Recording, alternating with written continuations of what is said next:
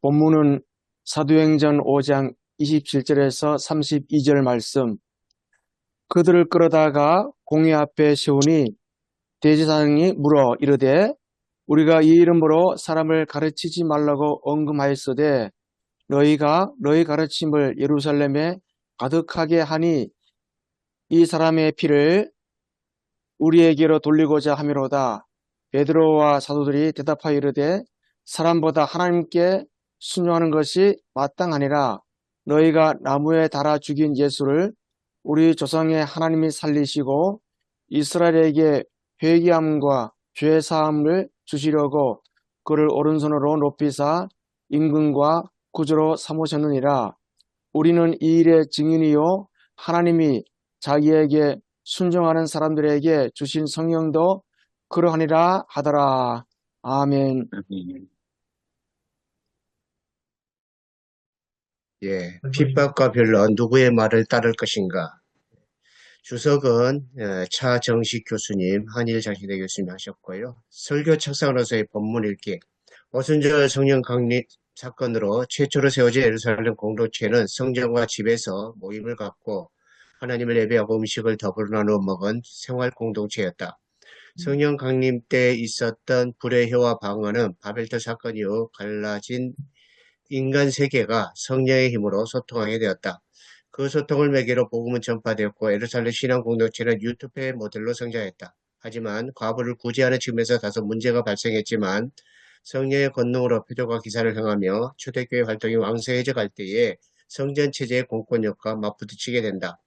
예루살렘 성전 관계자들은 초대교회 활동에 대해 종교적 기득권에 대한 도전과 위협으로 여기고 예루살렘의 사도들을 핍박하고자 한다.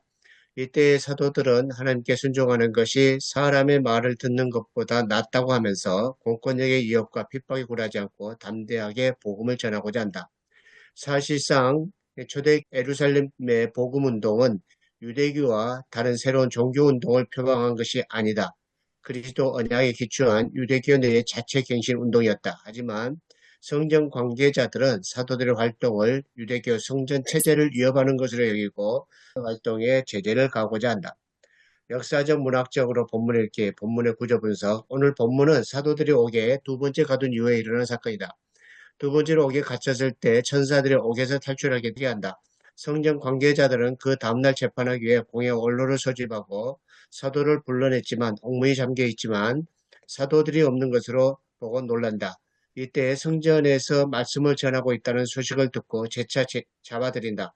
성경은 성전 권력자들이 사도들을 핍박한 이유가 단순히 복음에 많은 백성이 동조한 사실에 인한 시기심 때문이라고 했지만 그리스도의 복음을 통해 예루살렘 주민들을 회심시켜 민심이 동요하면 예수가 십자가에 못 박혀 죽도록 사주한 자기들의 죄가가 만천하에 폭로되고 그들이 움켜쥔 종교 권력을 상실하게 될까봐 사도들을 옥에 가둔 것이라고 할 수 있다.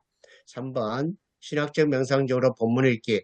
사도들의 메시지는 대제사장과 사내들이니 예수를 죽인 죄가를 만천하에 드러내고자 한 것이 아니다. 사도들의 메시지는 과거지향적이고 파괴적인 것이 아니라 미래지향적이고 창조적인 내용이었다.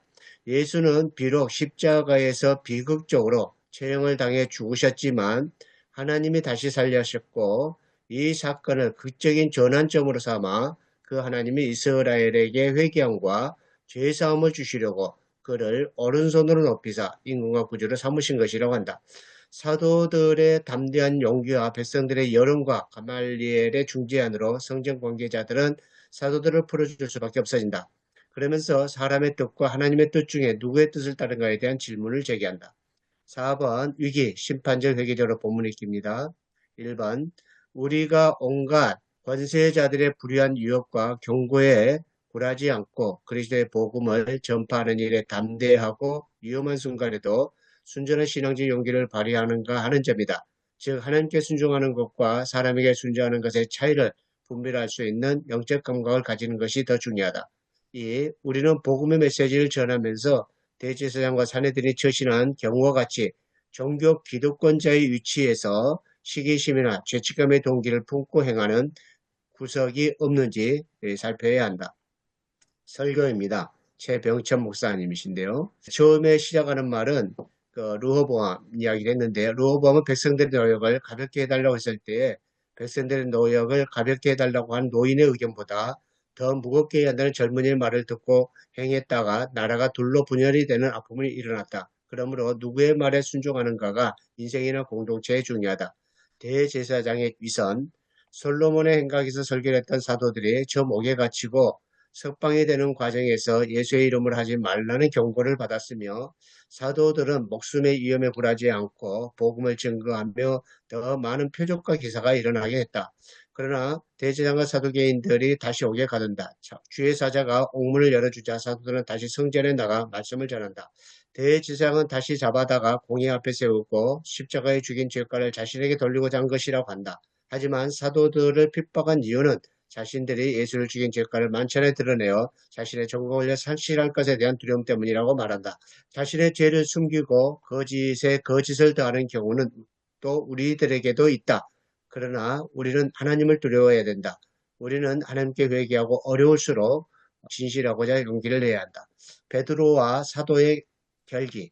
베드로와 사도들은 대지사의 큰 권력 앞에 또 한 번의 위협을 당했지만 사람보다 하나님께 순종하는 것이 마땅하도다라고 신중한 결정을 내린다. 우리도 사람의 말이나 뜻이 아니라 하나님의 말과 뜻에 순종하는 성도가 되어야 한다. 하지만 우리는 자신의 이권을 위해 하나님의 뜻이라면 잘못 포장하는 경우가 많다. 그래서 우리는 하나님의 뜻인지 아닌지를 잘 분별할 수 있는 기준을 가져야 된다. 우리는 복음의 공공성을 지켜야 된다. 대지상과 그 공의 사람들처럼 자신의 기득권을 유지하기 위해 선택이 되어서는 안 된다. 성숙한 신앙은 예수 때문에 어려움을 겪지만 그 고난을 기뻐하는 사람이다. 그러므로 우리는 대제사장과 공회원들처럼 자신을 위한 그리스도인이 아니라 제자들처럼 주의 이름을 위하여 하나님의 말씀에 순종해야 된다. 이렇게 설교를 하셨고요. 제가 넣는 질문은 1번, 왜 사두개인들은 부활을 믿지 않았으며 성경 관계자들이 예수님의 부활 소식을 막고자 했던 실질적인 이유는 무엇일까? 2번, 사도들이 대제사장과 공의 앞에서 목숨을 걸고 한 설교는 어떤 의미에서 나왔을까? 3번, 오늘 본문 속에서 한국교회가 배워야 할 사도들의 부활신앙은 무엇이라고 보는가? 이렇게 세 가지 질문을 제가 던져보았습니다. 이상입니다.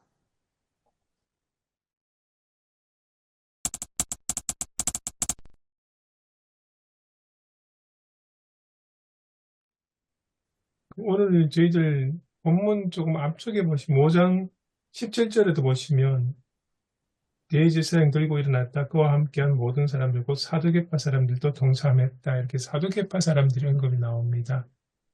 실제로 예수님을 십자가에 못 박아 죽인 데 동참했던 백성들 선도했던 사람들 가운데는 사두개파만 있었던 게 아니고 바리새파 사람들도 같이 있었거든요. 율법 교사들도 있었고.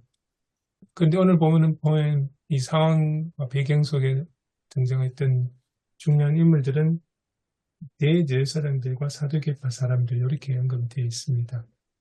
그래서 하셨던 질문, 왜 성전 관계자들이 예수님의 부활식을 막고자 한 실질적인 이유가 무엇일까? 그건 아마 이 본문 전체적인 배경과 관련된 질문인 것 같습니다. 목사님들은 어떻게 생각하시는가요? 그 17절에 보면 사두개인들이 마음에 시기가 가득했다 그러잖아요. 네. 이게 뭐 부활을 믿고 안 믿고를 떠나서 지금 사도들이 막 이렇게 역사를 일으키고 많은 사람이 따르니까 그래서 이제 시기가 가득했다. 뭐 부활을 믿고 안 믿고 그 문제보다 그냥 자기들 영향력이 줄어드니까 사도들을 가두지 않았나. 28절 끝부분에 보시면 그 이야기 나오지 않습니까? 이 사람의 피를 우리에게로 돌리고자 함이로다. 어떻게 보면 예수님의 십자가 처형에 대한 뭐랄까 뜻하지 못했던 그럴까요? 그런 감정이 남아서 그런가요? 아무래도 죄책감이 있겠죠. 그 자기들도 잘 알 거 아닙니까? 그 십자가 처형을 할 만큼 그 사안이 중대하지 않았는데 십자가 처형을 한 거 아닙니까? 그러니까 자기들도 잘못된 판결이라는 거 알고 있겠죠. 예, 오 목사님 말씀하신 것처럼 사두개 사람들이 언급된 게 보니까 본문 위에 17절인데 사두개 사람들이 시샘으로 가득 찼다. 새한글 성경에. 그 왜 시샘으로 가득 찼을까 보니까 그 위에 본문 12절부터 16절까지 설명되어 있는데 한마디로 그 예루살렘과 또 그 주변에 있는 여러 마을과 도시의 사람들이 사도들이 외치는 말씀 그리고 치유 사건들 이런 것들 보면 막 갑자기 엄청난 영향력을 발휘하니까 그래서 사도개인들은 시샘했다고 하는 게 네. 이 사도들 중심으로 사람들이 몰리니까 시샘도 하고 정치적인 불안감도 느끼고 오히려 그런 이유 때문에 아닐까 하는 생각이 들었습니다. 그러니까 단지 그러니까 뭐 오늘날처럼 아까 우리 부활합니다만 부활절이 저는 요즘 생각하면 너무 교회 안으로 너무 종교적인 관점에서 부활절을 우리가 생각하지 않는가 같이 오히려 울타리 속에서만. 근데 부활 사건은 이 요즘 기후 위기까지 생각하면 이 하나님의 창조 질서를 회복하는 것까지 이르는 네, 부활 생명 아니겠습니까? 예, 그래 맞습니다. 보면 이 오늘 본문 말씀도 사두개인들이 시샘했다는 것은 오히려 정치적인 측면에서 시샘한 것이 아닌가 저는 그렇게 이해가 됩니다. 예, 저도 지금 이제 그런 관점에서 오늘 본문을 좀 봐야 된다. 그래서 제가 이제 그런 질문을 던졌던 내용이라고 생각을 합니다. 예수님이 부활했던 것이 했던 이야기가 이제 제자들을 통해 사도들을 통해서 이제 나타날 때에 사두개파 사람이라든지 또 예루살렘 성전 관계자들이라든지 또 원로들이라든지 이런 사람들은 자기들의 정치적인 위기를 굉장히 위협을 받고 있는 그래서 그 권력을 상실할지 모른다고 하는 불안감 그런 것들에 의해서 지금 이제 사도들을 박해하고 있는 그래서 예수님의 부활 자체를 예수님의 부활 논쟁에서도 사두개들을 믿지 않았었잖아요. 원래 전통적으로 보면은 부활 그 자녀는 기득권자들한테 굉장히 두려운 이야기거든요. 기득권자들은 그래서 자기신들의 기득권을 사두개파들은 가지고 있기 때문에 이것을 계속 유지하기 위해서는 부활이라는 그 자체가 굉장히 민감하고 예민했던 거죠. 그래서 어떤 교리에서 그렇게 이제 좀 더 했는지를 조금 이제 잘 모르겠지만 그래서 이제 사두개파 사람들은 부활 자체를 믿지 않았느냐 이렇게 생각이 들고 그리고 또 이제 이 당시에도 역시 또 성전의 그 관계자들 그런 사람들은 사실상 그냥 백성들에 의해서 어떤 신분에 의해서라기보다도 당시에는 로마에게 이제 뇌물을 주고 다들 이제 직분을 받았던 그런 사람들이기 때문에 거기에 대한 굉장한 위협을 느끼고 그래서 예수님의 부활을 믿지도 않고 받아들이려고 하지도 않았던 그리고 사도들을 박해했던 예, 그런 과정에서 아닌가 저는 이제 좀 그렇게 좀 생각해 보고 싶은 마음입니다. 사두개파는 사도 그 제사장 다윗과 솔로몬에 의해서 나중에는 이제 아비아달이 추방되잖아요. 솔로몬 때. 그래서 사독 계열이 제사장 것들을 나중에 바빌론 이후도 그렇고 나중에 마카이 반란 이후에 하스모니안 왕조가 될 때까지 모든 그 성전에 관한 것, 제사에 관한 것, 대사식까지도 독점하고 있었다고 그러거든요. 근데 하스모니안 왕조가 들어서면서 어떤 사독 계열의 그 대제장이 아니고 그러니까 다른 사람도 대장을 세워서 그러나 이제 일부 사람들은 거기에 반감을 사람도 있었고 그까지 하스모니안 왕조와 그다음에 로마 왕조와 협력했던 남아있는 사람들 이 사람들이 사두개인이라고 하더라고요. 제사장도 포함되어 있고 성전의 모든 기득권과 모든 것도 권력을 누렸던 굉장히 현실주의자 굉장히 현세에 충실했던 그래서 권력에 따라 가지고 자신을 얼마든지 바꿀 수 있는 어떤 그런 사람이 사두개파 사람이라고 대강 알고 있는데 그러다 보니까 이분들은 내세보다는 현실에 충실한 사람이었다. 그러니까 굉장히 권력이라든지 이런 것에 집착한 사람들이었다. 생존에 아주 뛰어난 사람이었겠죠. 이제 그렇게 이제 예, 글쎄요. 그래서 이제 우리가 이제 계속해서 내세에 대한 관점에서 이렇게 생각하는 경우가 많이 있었다고 보는데요.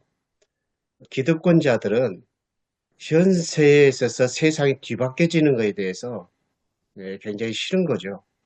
그래서 내세에 대한 그 신앙도 있을 수도 있겠지만 그것보다도 세상이 새롭게 변화되는 것에 대해서 그 자체의 부활을 싫어하는 그런 것이라고 볼 수가 있다는데, 그래서 오늘 본문의 그러한 이제 사도들의 그 부활 신앙과 정신은 세상이 좀 하나님의 나라로 가기 위해서 새롭게 이제 변혁되어지는 그런 이제 과정 속에 있는 어떤 현실적인 문제로 좀 그때 봐도 어떨까, 저는 그런 생각이 좀 들기도 합니다. 또 하나는 이제 신학적으로는 사두개파 사람들은 모세오경만 믿잖아요. 모세오경에는 뭐 내세에 관한 것들이 직접적인 거 없는데 그 바리새파 사람들은 예언서도 믿기 때문에 예언서에는 내세에 관한 이런 것들이 많이 있지만 모세오경에는 그 율법 자체잖아요, 그죠? 그걸 그것만 믿고 다른 걸 믿지 않으니까 율법에 주어진 하나님의 복, 어떤 물질적인 복 이런 것들에 굉장히 오히려 더 집착했지 않나 봅니다. 이게 모세오경에 있지 않는 거는 믿지 않는 거죠. 내세적인 것이라든지 이런 것들 부활이라고 하는 것. 뭐 그게 뭐 중요한 건 아닌데 하여간 이제 성경 중심의 기득권에 집착한 사람들, 대제사장이라든지 이런 사람들이 성전을 중심으로 강력한 어떤 권력 체계를 유지하고 그걸 사수하려고 했던 것을 볼 수가 있습니다. 돈 되니까요. 예, 성전 중심으로 해서 그냥 제사만 잘 유지만 하고 있으면은 저들은 사실 변질된 사람들이고, 그리고 어떤 종교 권력이라든지 그것을 통해서 끊임없이 계속해서 성전 중심에서는 돈이 생기니까 그것만 유지하려고 하는 거죠. 그리고 뭐 이게 그 대제사장과 사두개 당파들은 오늘 우리 한국교회랑 뭐 거의 같다고 봐야죠. 뭐. 우리 한국교회도 지금 어떤 기득권을 잃지 않으려고 몸부림치잖아요. 저는 코로나 때도 마찬가지인데 코로나 때도 한국교회가 어떻게 하면 이 코로나를 빨리 그 종식할까 거기에 대한 고민보다는 왜 모이지 못하게 하느냐 그런 볼멘 소리를 더 많이 냈고 그게 결국 이제 그때 당시 정권에 대한 반감이 생기게 했고 그게 지금까지 이어져 오고 있는데 뭐 그전에도 마찬가지로 사학법 개정 같은 거 할 때는 뭐 총회장까지 머리 깎고 막 반대하고 그랬잖아요. 지금 우리 한국교회는 오늘 이 본문에 따르면 사도들의 모습이 우리 한국교회가 아니고 지금 기득권을 갖고 있는 공회의 이름으로 서 있는 그런 사람들이 바로 우리 한국교회 모습이다. 그래서 옳은 소리 하면 뭐 사장 되잖아요, 금방. 바른 소리 못하게 하는 게 한국교회고. 심지어 요즘은 뭐 목사 안수 받을 때도 사상 검증까지 하잖아요, 교회가. 지금 우리가 그런 쪽으로 서 있지 않는가 생각이 듭니다. 다 그런 건 아니고 그걸 한국교회라고 전체를 얘기하면 좀 그렇고요. 그것들이 언제든지 그런 갈등들이 긴장이 교회가 생긴 이후로 그런 갈등과 긴장이 없어진 적이 없거든요. 그 당시나 지금도 마찬가지고 저희들이 신학했었을 때도 마찬가지고 그때도 그렇고 지금 뭐 40년 이후에도 지금 마찬가지고 이런 것들은 영원히 이런 어떤 갈등들은 영원히 존재한다고 봅니다. 그래서 다 한국교회를 일반화하기는 좀 그렇고요. 그 중에서도 이제 저희들 신학했을 때 농촌에 들어가야 된다. 농촌으로 가야 된다. 왜냐하면 그 당시 신대우 출신들은 농촌에 한 사람도 안 들어갔거든요. 바로 앞에 기수만 하더라도 81기만 하더라도 그리고 우리가 있을 곳이 어딘가 한국교회를 갱신해야 된다. 그리고 그리고 어떤 사람들은 산업 현장이나 노동 현장을 간 사람도 있고 농촌을 간 사람도 있고 다양한 사람들이 몸부림이 있었거든요. 그런 진통들이. 그 당시에 있었다는 거예요. 지금도 이제 존재하고요. 그렇기 때문에 그걸 다 일반화해서 전체를 얘기하는 건 좀 그렇고, 이것들이 항상 언제까지나 아마 역사 끝날 때까지 존재할 거예요, 지금. 뭐 우리나라만 그런 게 아니고, 미국도 마찬가지 아닙니까? 미국도. 민주주의의 모델이라고 하는 미국도 지금 뭐 완전히 뭐 다 망가졌지 않습니까? 교회도 마찬가지고. 그리고 우리 한국만 그런 거 아니고, 미국 사회도 그렇고, 세계적인 경우도 있고, 이런 것들이 항상 존재한다. 그게 이제 그게 뭐 일반화라고 그랬는데 네. 어떤 한국교회 공식 입장이라는 게 그런 면을 봤을 때 그건 뭐 한국교회라고 말할 수 있는 거죠. 그러니까 우리가 뭐 일제로 돌아갔을 때 한국교회가 신사참배했다. 안 한 분도 많죠. 주기철 목사를 비롯해서 몸부림치고 순교한 사람 많습니다. 그러나 한국교회가 신사참배했다 이렇게 말할 수밖에 없죠. 왜냐하면 총회와 노회가 했으니까. 안 한 사람도 있지만 우리는 그 역사를 가르쳐서 한국교회가 했다 이렇게 얘기할 수밖에 없는데 오늘도 마찬가지로 한국교회 교단 전체 입장이 과연 그러면 우리가 지금 이 사도들과 같은 그런 입장에 서 있는가? 저는 그건 아닌 것 같아요. 우리가 이제 시사 참배 같은 경우도 이제 안동 지역의 이원영 목사님 같은 시사 참배 반대하고 그게 파면된 거죠. 해직된 거죠. 그래서 그 통해서 그런 분들 역사적으로 평가를 받잖아요. 그래서 지금 일본 강점 시대 지금이나 이런 긴장들이 없어진 적이 없다는 거죠. 그것들이 앞으로도 존재할 것이고요. 그래서 오늘 그게 중요한 게 아니라 뭐 현재 있는 그분들이 한국 교회를 전체를 다 대변한 것도 아니고 일부 사람들이 어떤 그것이고 그러니까 거기에 어떤 것들을 우리가 거기에 대해서도 뭐 바꾸려고 하는 어떤 노력들이 없은 건 아니거든요. 그런 어떤 거를 아니지만 그러나 이제 중요한 건 사도 같은 게 중요하다. 누구든지 오늘 뭐 미리 결론을 말씀드렸지만 하나님의 뜻에 따른 사도들의 어떤 것들이 우리 모두가 어떤 그런 것이 필요하다라고 하는 걸 좀 강조하지 않겠나 싶습니다. 그러니까 제가 그걸 부인하는 게 아니고 뭐 구석구석에서 그걸 몸부림치는 분들이 있습니다. 그러나 전체로 봤을 때는 한국교회는 부끄러운 거죠. 왜냐하면 일제의 머리를 숙였고 그건 한국교회가 한 겁니다. 그건 틀림없는 거고 그 다음에 독재 권력의 머리를 숙였고 그것도 뭐 틀림없는 역사적인 사실이죠. 뭐 전두환한테 가갖고 축복했잖아요. 그러면 안 되는 거죠. 전두환한테 반항한 사람도 있지만 그러나 대표가 가갖고 한국교회 가장 상징적인 인물이 그 학살자한테 가갖고 머리에 손을 얹고 축복을 한다. 그건 한국교회가 한 짓이라고 봐야 되고 거기에 대한 그러니까 지금 한국교회가 계속 어떤 이 사도계인들처럼 권력자들에게 아부하는 그들에게 머리를 숙이는 그런 아주 잘못된 역사를 우리가 계속 이어져 오고 있다라고 우리가 인정을 해야지만 또 그 안에서 몸부림친 사람들이 존중을 받는 거지 그걸 그냥 대충 넘어가서는 안 되지 않나 그런 생각이 듭니다. 그러나 그래 본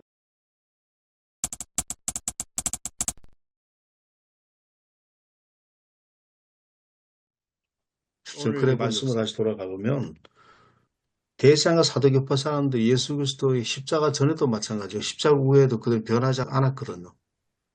그게 결국 성령 중심으로 기득권을 지키려고 사수하려고 하고 오늘 말씀에도 그들이 결국 그것들을 사수하려고 하는 것도 있었는데 그럼 제자들은 어떤가? 제자들도 결국은 예수님의 죽음과 부활 전에는 마찬가지였잖아요. 제자들도. 예수 그리스도의 말을 그들이 믿고 따른 것이 아니고 예수 그리스도가 이제 나라를 얻게 되면 자기들이 누릴 권력과 그것들을 생각해서 그 꿈에 부풀었지 않습니까? 끝까지. 그들과 실제로는 뭐 양상이 좀 다를 뿐이지 속 사람은 자기를 위한 것, 하나님 말씀을 따르고 주님을 따라 말씀을 구하도 자기를 위한 것이었거든요. 그런데 예수님의 완전한 죽음, 예수 그리스도의 부활과 이게 짧은 시간에 급격하게 일어난 사건이잖아요.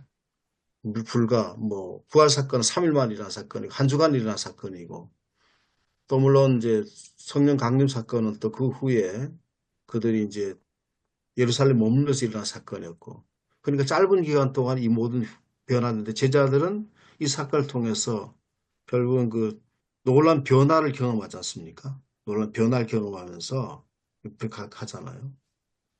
그러나 사두개파 사람들은 바뀐 적이 없다. 결국 자기를 위한 결국은 그 종교였고 자기들을 위한 하나님을 어떤 섬기는 것이었다라고 보면 결국은 바뀌지 않죠. 아무튼 이제 사두개파 사람의 성경 관계자들은 예수님의 부활을 가지고 다시 활동하는 데서 굉장히 큰 많은 위협을 느꼈던 것 같아요. 그래서 이제 우리가 부활을 이야기할 때에 일반적으로 내세적인 어떤 소망을 더 갖게 하는 그런 것으로 우리가 많이 좀 생각을 했는데 베드로와 사도들이 성경 관계자들의 앞에서도 어떻게 보면 이제 그 앞에 한 설교는 이제 목숨을 건 설교를 했는데요. 왜 그러냐면은 우리가 이제 지난해 4장에 나오는 이 첫 번째 감옥에 갇혔을 때 그 설교를 한번 한 적이 있었거든요. 그때 그 누구의 그 원세를 가지고 이렇게 하느냐 그런 이제 질문을 했었을 때에 성경 관계자들은 이제 그 로마 황제에게 뇌물을 주고 거기에 허락을 받고 그 권세를 가지고 자기들은 활동을 했었거든요. 근데 이제 그 권세가 아닌 다른 권세라고 한다면 사도들은 그들 앞에서 죽임을 당할 수밖에 없는 굉장히 큰 위협을 받은 그런 상황인데도 불구하고 또 그 사도들이 우리는 그 예수의 이름으로 한다라고 하면서 자신 있게 담대하게 이야기했는데 저는 이제 그것에 대해서 왜 그랬을까 많이 저 고민을 했는데요.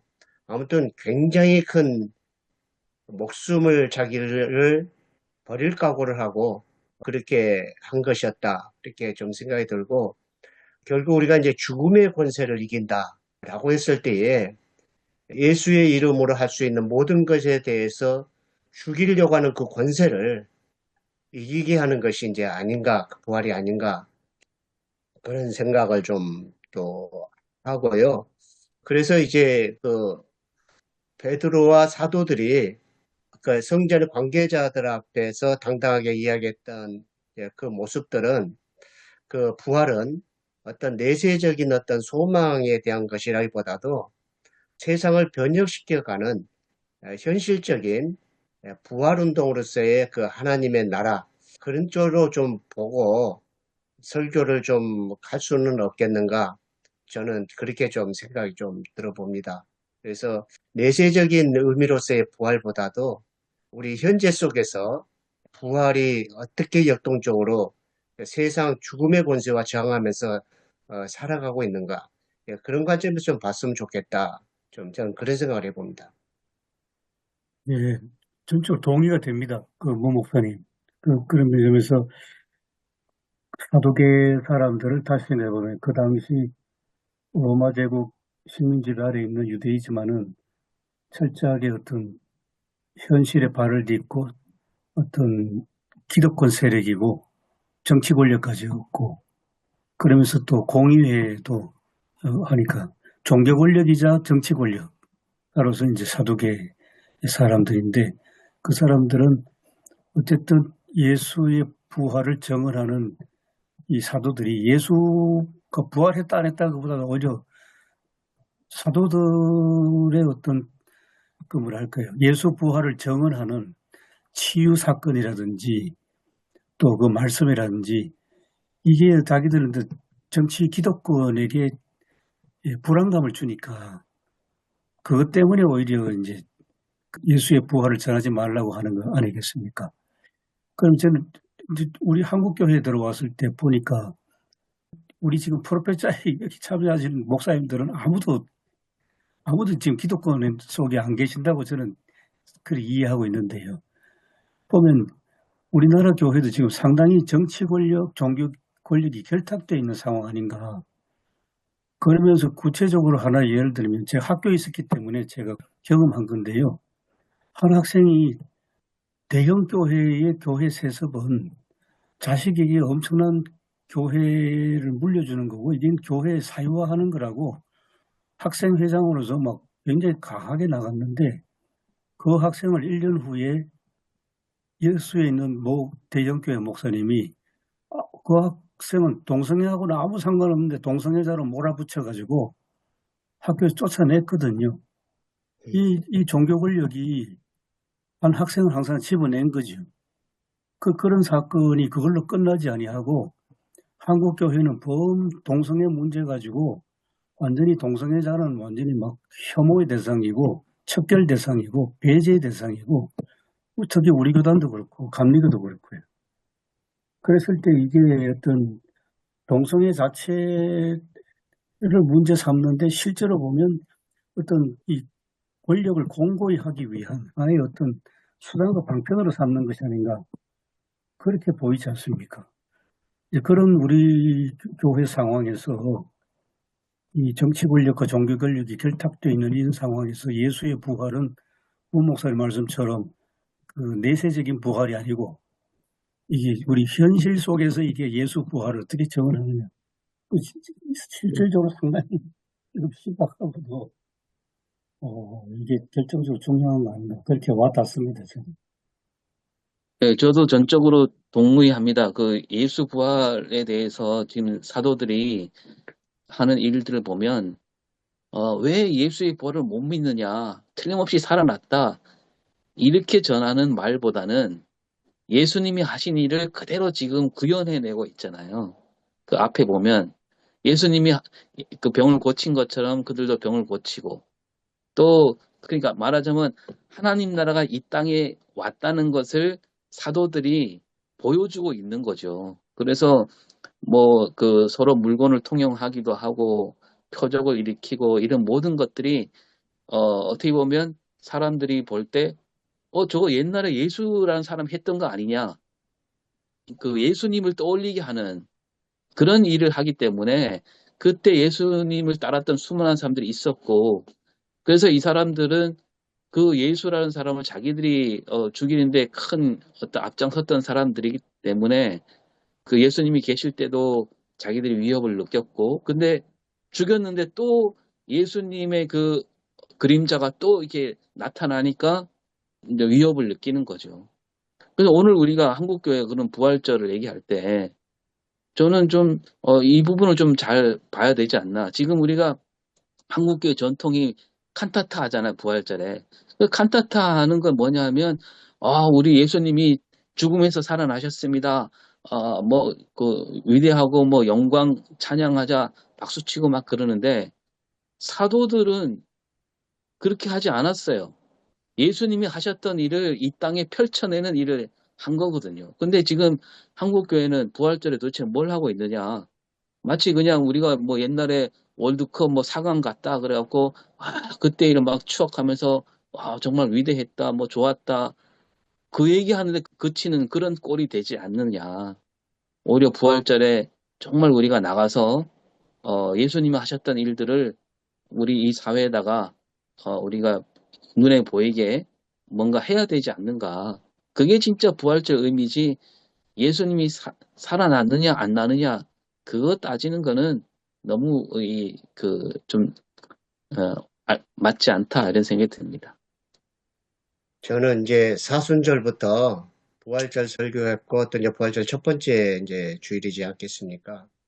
그래서 이제 사순절 때는 늘 빈들의 관점에서 하나님께서 말씀하신 것에 대해서 쭉 다루었고요. 또 이번에 부활절에는 베드로와 고넬료 이야기하면서 하나님께서 드디어 빈들을 부활시켰다. 제가 이제 그런 생각을 했고요.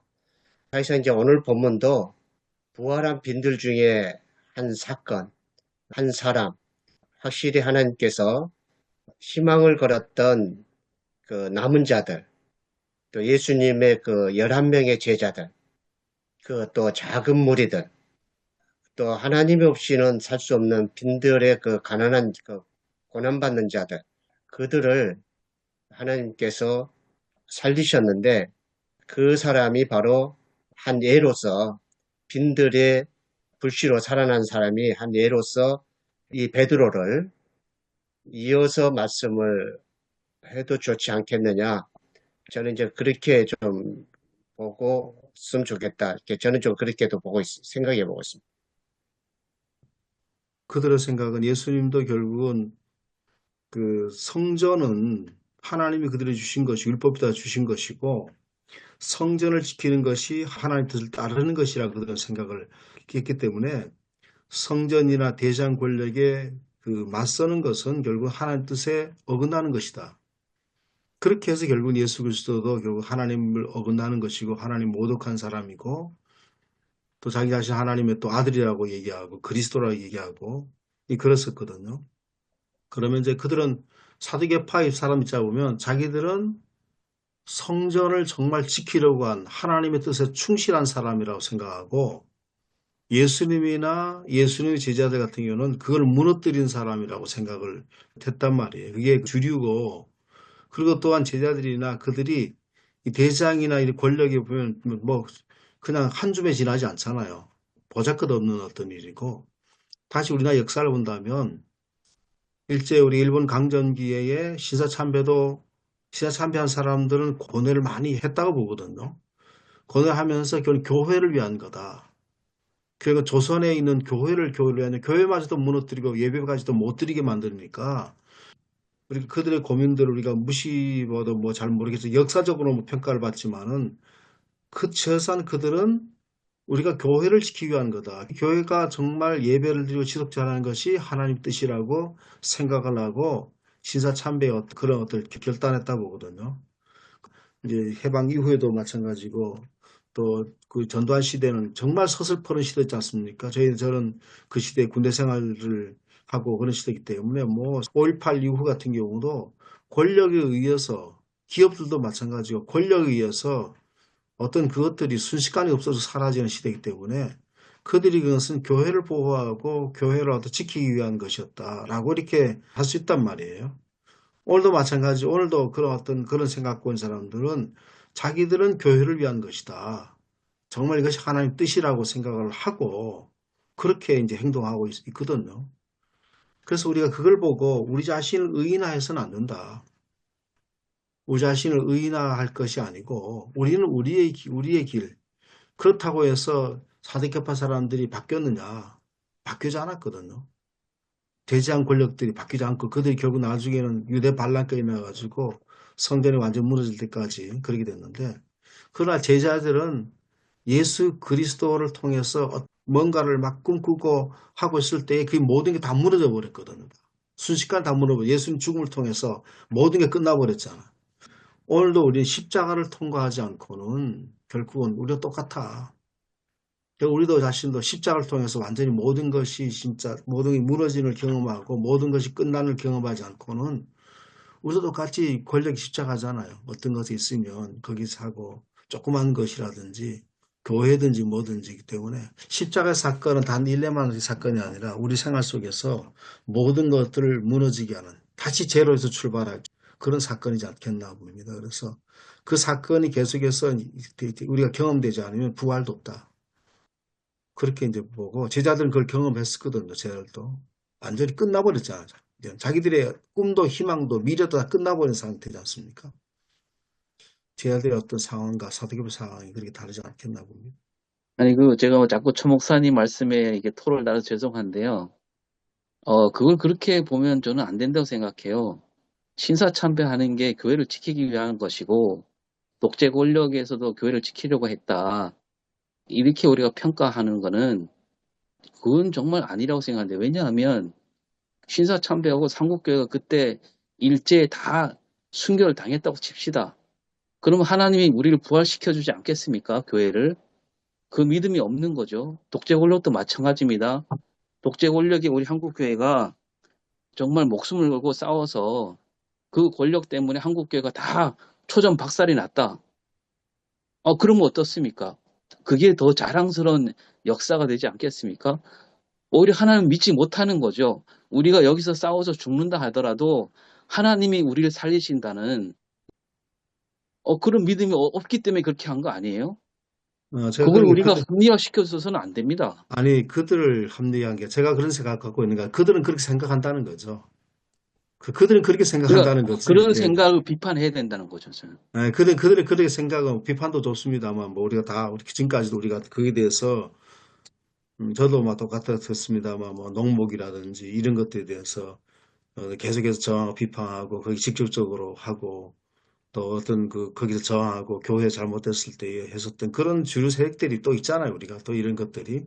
그러니까 그분들의 어떤 그것들을 내가 뭐 옹호하거나 그런 게 결코 아닙니다. 아니고 그들은 그 생각을 더 공고하게 한다는 거죠.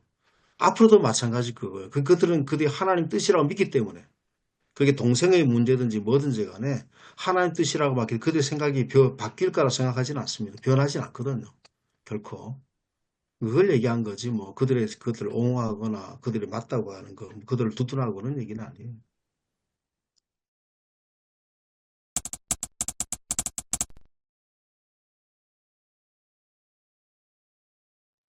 하여튼 저 베드로가 오늘 본문에서 가르쳐 주는 교훈은 죽음의 권세, 우리가 이제 생물학적인 죽음에 대한 것만 생각을 하는데 이 죽음의 권세는 이제 뭐 독재일 수도 있고 또 일제일 수도 있고 또 로마 황제일 수도 있고 지금 이제 예루살렘 성전의 관계자들일 수도 있고 베드로가 보여준 것은 죽음의 권세에 굴복하지 않고 살았다는 것. 그것이 이제 주는 메시지가 아닐까. 그래서 자기가 한국교회를 위한 것이라 그랬을 때에 그렇게 했던 행동들에 대해서 오늘 본문의 베드로를 생각한다고 한다면 이 죽음의 권세에 굴복하지 않고 당당하게 설 수 있는 것. 그것이 이제 가르쳐주는 오늘 본문의 그 메시지고 교훈이 아닐까. 그게 이제 부활신앙이 아닌가. 저는 이제 그런 생각을 해요. 제자들이 이제 예수 그리스도 죽음과 함께 자기들도 죽은 거죠. 예수 그리스도의 죽음과 함께 그 모든 걸 경험하고 예수 그리스도의 부활과 함께 부활을 경험했기 때문에 결국 그들의 목숨 자체도 결국은 그렇게 베드로는 결국 자기가 죽을까 봐 결국 예수 그리스도 부인했지 않습니까? 같이 갔다가 끌려가가지고 예. 그처럼 그래서 또 예수님의 죽음과 함께 죽음을 체험하고 예수 그리스도의 부활과 함께 부활을 체험하기 때문에 이제는 죽음을 넘어선 거죠. 죽고 사는 문제를 넘어선 거죠. 그러니까 당당하게 그들 앞에서 이제는 뭐 우리가 이제 보면 베드로가 죽을 고비가 넘기잖아요. 갇혀가지고 죽음 직전까지 있었는데 조금 더 그거를 뭐 두려워하지 않았던 이유는 바로 그런 과정을 겪었기 때문에 예.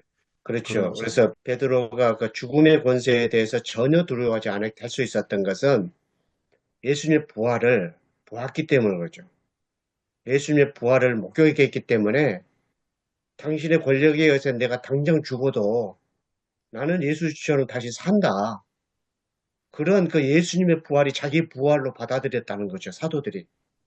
그렇기 때문에 죽음의 권세에 대해서 조금도 두려워하지 않는 그러한 당당함 속에서 지금 성전 관계자들 앞에서 지금 목숨을 걸고도 설교를 했던 게 베드로였다. 그리고 오늘 본문이었다. 하나님께서 이렇게 예수님의 그 작은 무리들을 부활시켰다. 그것이 이제 오늘 본문의 이야기가 아닌가. 저는 이제 그런 생각을 합니다. 아무튼 부활을 목격했기 때문에 자기는 뭐 죽어도 죽지 않는다는 것을 확신한 거죠. 지금 당장 죽여도 겁이 없는 거죠. 그것이 바로 이제 초대교회 그 사도들의 모습이었다 아니었는가. 그렇게 좀 보고 싶습니다.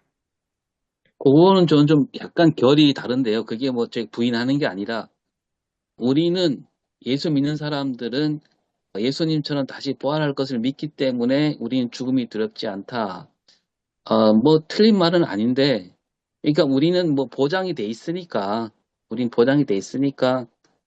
괜찮다. 이런 의미보다는 그러니까 이게 그게 저는 보장되었다기보다도 예, 사도들이 그 당시에는 그렇게까지는 생각한 것은 아니라고 생각을 해요. 과정이 예, 있지 않습니까? 이렇게 성장하는 발전해 가는 과정이 있지 않습니까?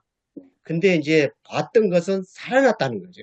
그러니까 죽음이 두려워하지 않는 그러한 이제 어떤 예, 급진적인 아니, 그러니까 제가 그걸 어떤 과정을 부인하는 게 아니고, 부정하는 게 아니고, 내 개인이 내 한 생명, 내 생명에 대한 어떤 그런 하나님이 나를 살려주시겠다.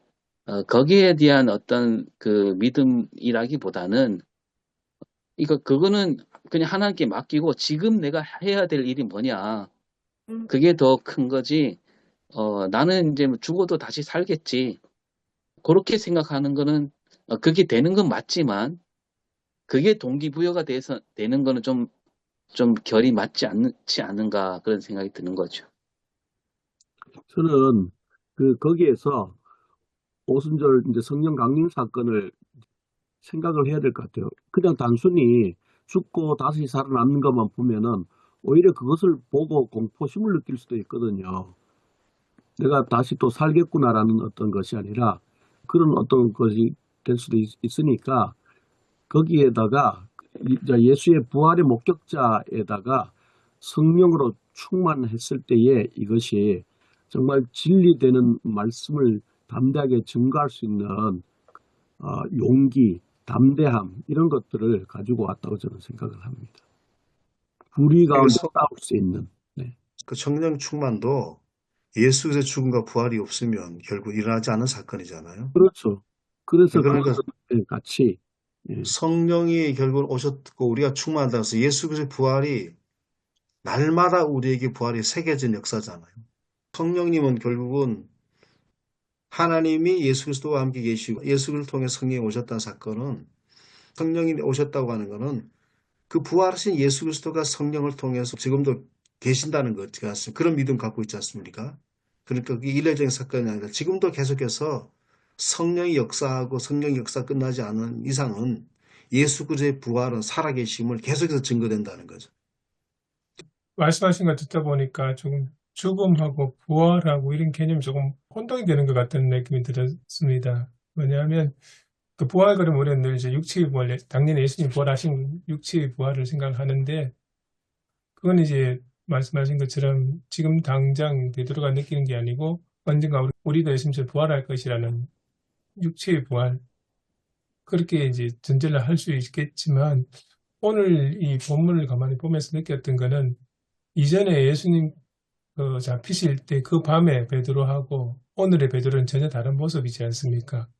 그래서 제가 생각되는 것은 그날 밤에 그 베드로의 모습은 그 안에 자신이 살아있는 그런 모습이었다면 오늘의 모습은 어떻게 보면 베드로의 자아가 죽고 그 안에 예수 그리스도가 살아있는 예수의 생명이 살아있기 때문에 그래서 그날 밤에는 자기가 죽을 것이 두려웠지만 이 지금은 어떻게 보면 자신이 죽고 그리스도가 자신 안에 살아있기 때문에 자신이 죽음에 대한 두려움이 없고 그래서 담대하게 복음을 전할 수 있을지 않았나 그런 생각이 들었습니다. 그러니까 어떻게 보면 사내들인 공의 앞에 섰을 때 베드로는 의미가 조금 정확하지 않을 수 있는데 자아가 죽고 그 안에 예수 그리스도가 살아있는 그런 사람.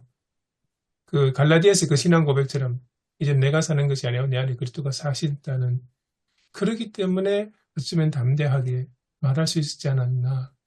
그런 경험이 베드로에게는 오순절 성령 강림 사건이었을 것 같고요. 그런 생각이 들었습니다. 그렇죠. 갈라디아서 2장 19절, 20절. 제가 성경을 펴봤는데, 이거는 바울입니다.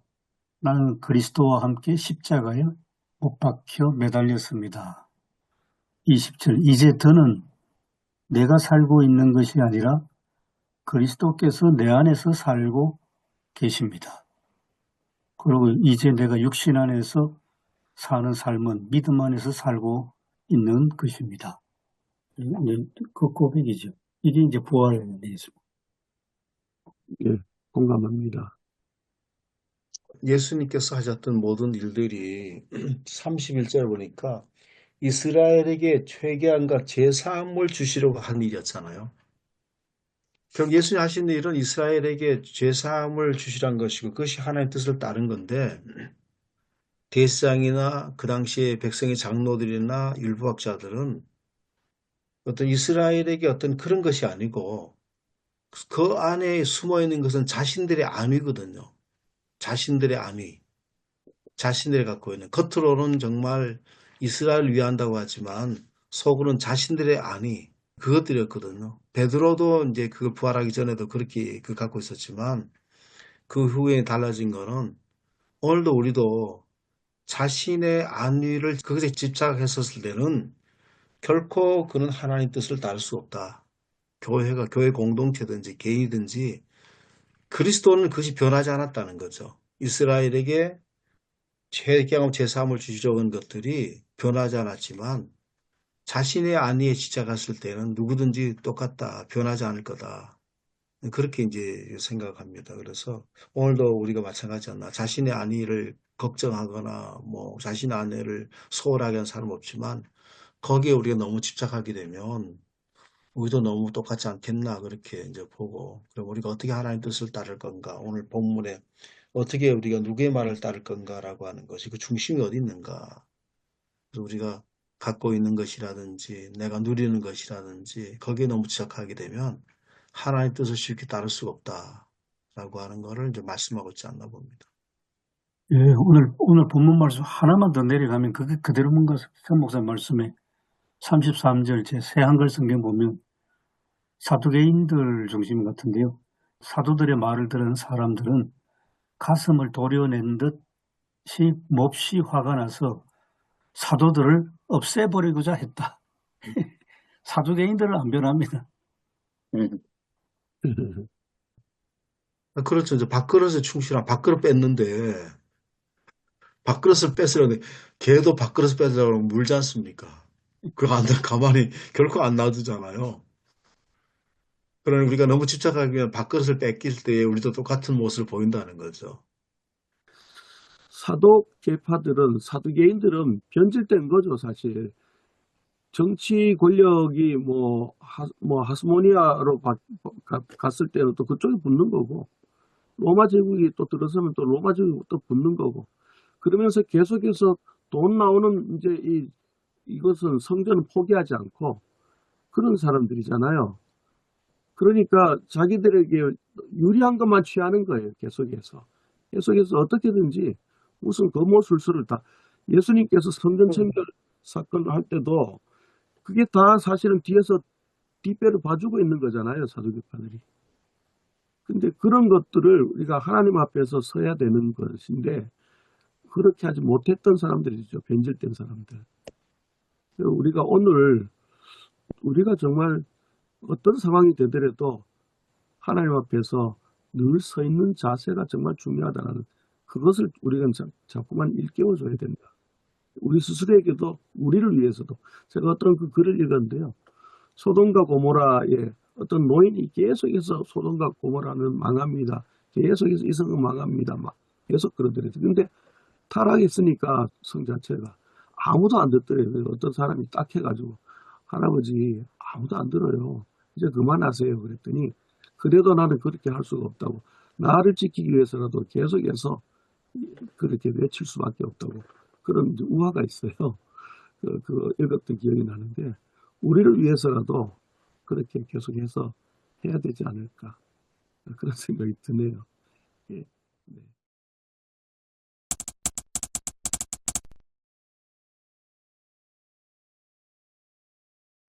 요 목사님도 아까 얘기를 했었지만 이제 우리가 뭐 노회나 총회를 할 수도 있고 안 할 수도 있는데 어디든지 간에 우리가 하나님 뜻에 그래도 좀 따르려고 어떤 애를 쓰는 게 중요하지 않겠나. 우리 성도들도 내가 어느 자리에 있든지 간에 부활의 대열에 참여하자. 정말 예수 그리스도의 부활의 제자처럼 예수 그리스도의 부활의 대열에 참여해 있는 사람이 돼야 된다라고 하는 거를 지속적으로 얘기해줘서 좀 그렇게 자각해 주는 게 필요하다. 부활 사건이 그런 것들을 지속적으로 자각해 주는 게 필요하지 않다 봅니다. 그래서 항상 제가 그렇습니다. 우리는 최전선이 아니거든요.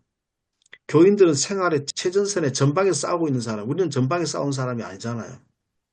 생활 전선에 싸우는 사람도 아니고 그럴 때 우리는 쉽게 얘기를 하거든요. 이렇게 저렇게 교인들한테 쉽게 이렇게 저렇게 얘기를 하는데 교인들은 자기 자리에 있는 데서 최전방에서 싸운 최전투 요원이거든요. 세상과 싸우는 중이에요. 그들이 얼마나 고민을 많이 하겠습니까? 그래서 우리는 그걸 저는 신학하면서 제작자 직업을 가져보기 때문에 우리는 그걸 잘 몰라요. 특히 신학을 계속했던 사람들은 그들의 고민과 애환을 모르거든요. 절대 모릅니다. 그래서 우리가 방관자처럼 얘기를 하고 쉽게 얘기를 하는 경우가 있어 목회자들이 있거든요. 이래야 됩니다. 저래야 됩니다. 무슨 선생 코치하는 것처럼. 그들은 치열하게 생활 현장에서 이래 될까 저래 될까 고민하고 있는데 우리는 그렇지 않거든요. 그렇기 때문에 그들의 입장에서 그들 어떨 때는 하나님 뜻에 변절할 수도 있고 잘못 갈 수도 있지만 그들 가운데서 어떻든지 그리스도의 뜻 하나님 뜻을 세울 수 있도록 해주는 게 필요하다. 나 그래 봅니다. 저는 그 천 목사님 지금 말씀하시는 거가 너무 공감이 돼요. 음. 저도 사실 현장을 사실 몰랐던 사람이었거든요. 맨날 뭐 학교에서만 있었던 사람이었으니까. 그런데 현장을 알게 되어지고 성도들의 삶의 현장들을 이해하게 되니까 이게 너무 쉽게 복음이라고 그렇게 막 그냥 던질 수가 없는 그런 게 있는 것 같아요. 그래서 원칙을 무너뜨리고 그냥 할 수도 없는 것이고 하나님의 뜻을 현장 가운데 어떻게 세워갈 수 있는 그리고 무너진 사람들을 다시 또 하나님 앞에 또 불러 세워놓는 거. 아 이게 참 목회자의 모습인데 이게 참 쉽지 않다라는 거죠. 우리 기준으로는 너무 실망스러운 모습들이 너무 많은데 그 사람들 입장에서는 사실 죽으라고 하고 있는 거거든요, 사실은.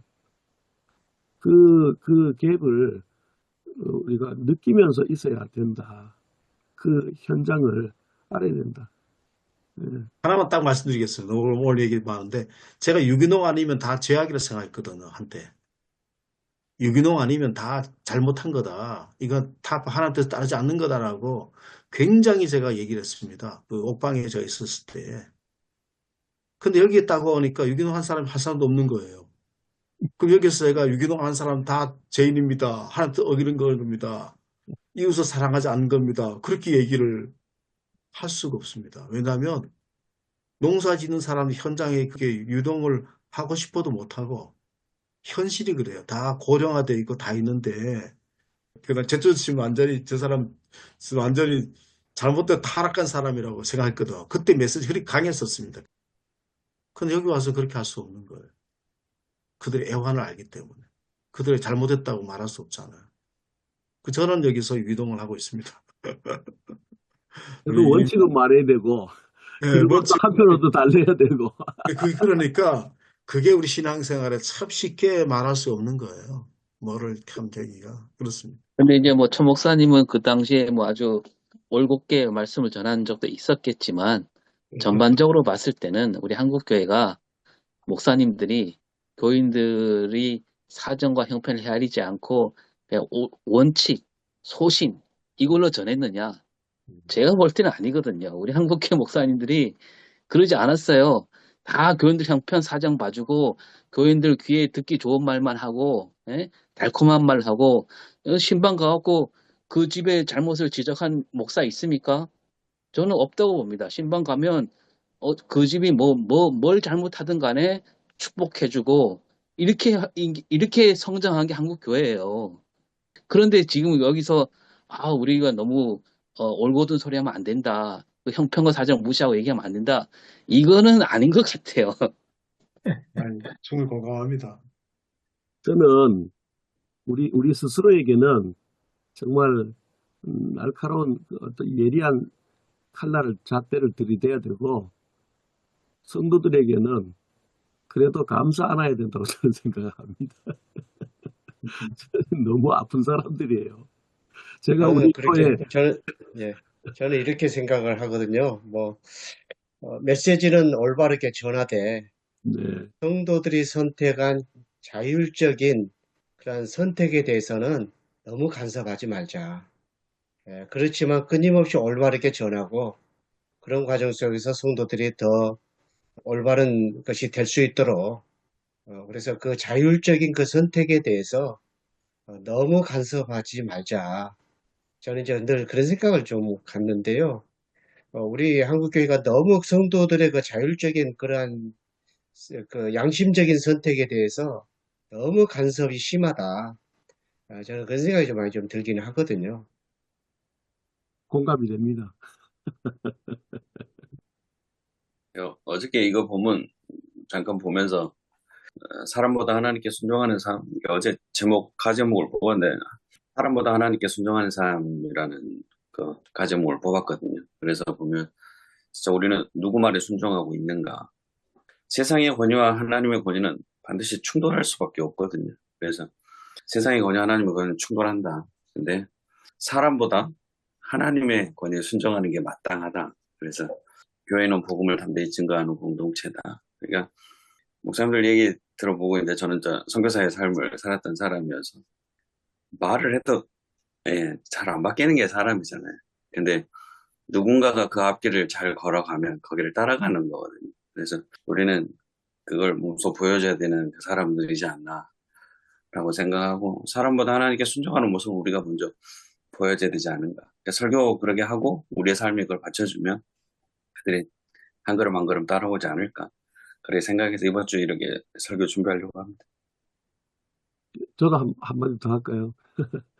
베드로나 뭐 이런 사람들이 그 초기에 교회가 세워지고 하는 그런 상황 가운데 절대적인 역할을 하는데 그분들이 뭐 무슨 뭐 랍비 학교 출신도 아니고 그냥 어부 출신이잖아요. 단순히. 근데 그들이 정말 예수님을 이제 제대로 만난 거죠. 제대로 만나고 그리고 그들이 진짜로 중요했던 거는 정말 그 산헤드린 공회에서도 담대하게 외칠 수 있는 그런 담대함과 함께 그들이 진짜 변화된 삶을 살았다라는 거죠. 변화된 삶을 산 그것이 수없이 많은 사람들에게 말은 하지 않아도 이것이 옳다라는 어떤 그 증명이 되는 거잖아요. 초대교회에서. 그것이 우리에게도 참 필요하다. 그래서 아까 문 목사님 말씀하신 것처럼 끊임없이 반복해서 옳은 길에 대해서 말씀이 하시는 대로 계속 깨닫게 하되 그것이 잔소리가 되지 않도록 하면서 우리가 정말 그것을 본을 보여주고 하면은 자연스럽게 성도들의 삶도 목회자를 따라갈 수밖에 없다라는 거죠. 교회 이렇게 가보면은 교회 분위기가 거의 목회자의 분위기가 비슷하더라고요. 그게 맞다라는 생각이 듭니다. 우리에게 훨씬 더 말씀에 우리가 더 말씀 위에 서 있는 것, 또 진짜 변화된 삶을 살아가는 것, 그게 중요하지 않을까 생각합니다.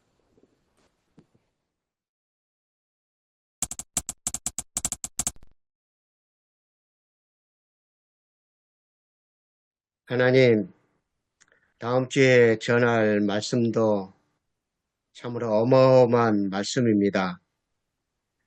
이 시대 속에서 우리 설교자들이 어떤 마음과 자세를 가지고 하나님의 말씀을 전해야 하며 또 말씀을 듣는 성도들이 또 어떠한 자세를 가지고 임해야 하는지 참으로 귀한 말씀을 저희에게 주셨습니다. 한 주간 이 말씀을 잘 묵상하고 또 기도하며 또 준비를 해서 하나님의 생명의 말씀, 부활의 그 신의 그 놀라운 이 비밀을 더욱더 잘 밝혀 전하기에 부족함이 없는 저희 모두가 되게 하여 주시옵소서. 예수님의 이름으로 기도드리옵나이다. 아멘. 아멘. 모두 수고하셨습니다. 수고하셨습니다. 감사합니다. 감사합니다. 건강하십시오. 네. 예.